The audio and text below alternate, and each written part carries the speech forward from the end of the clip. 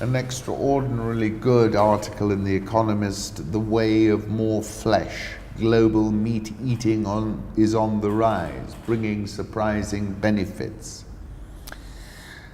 Between 1961 and 2013, the average Chinese person went from eating 4 kilograms of meat a year to 62 kilograms. Half of the world's pork is eaten in the country. Almost 4/5 of all agricultural land is dedicated to feeding livestock. The Food and Agriculture Organization estimates that the global number of ruminant livestock, that is cattle, buffalo, sheep and goats, will rise from 4.1 billion to 5.8 billion between 2015 and 2050. Population of chickens is expected to grow even faster. The chicken is already by far the most common bird in the world, with about 23 billion alive at the moment, compared with 500 million house sparrows. Then they come to Africa. If the West is sated and China is getting there, where's the growth going to come from?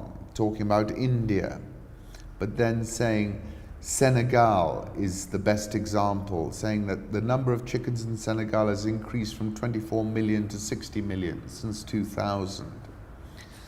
Population of sub-Saharan Africa will reach 2 billion in the mid-2040s, up from 1.1 billion today. That would lead to a huge increase in meat and dairy eating, even if people's diets stay the same, but they will not. The population of Kenya has grown by 58% since 2000, while the output of beef has more than doubled.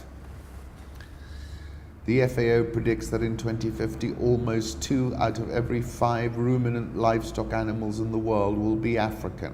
The number of chickens in Africa is projected to quadruple to 7 billion. Africa has 23% of the world's cattle, but produces 10% of the world's beef and just 5% of its milk.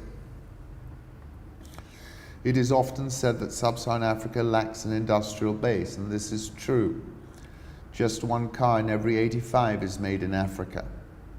But to look only for high-tech, export-oriented industries risks overlooking the continent's increasingly sophisticated food producers who are responding to urban demand. Ideally, Africa would learn to fill shipping containers with clothes and gadgets. For now, there are some jobs to be had filling bellies with meat. And saying as Africans get richer, they will eat more meat and live longer, healthier lives.